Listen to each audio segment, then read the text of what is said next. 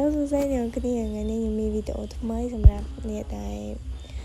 ចង់បុកពេជ្រហ្គេម Free Fire ហ្នឹងអ្នកគ្នា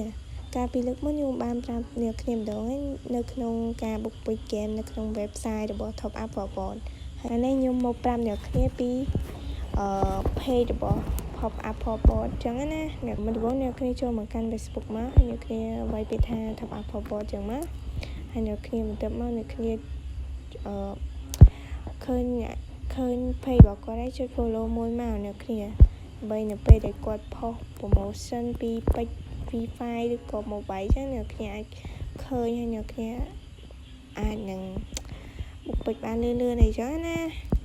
ហើយនេះជាឈ្មោះ page របស់គាត់ប្រាប់ពីការមុនហ្នឹងគឺថាខ្ញុំប្រាប់ពី website របស់គាត់អីចឹងទៅហើយអ្នកមួយចំនួនគាត់អាចនឹង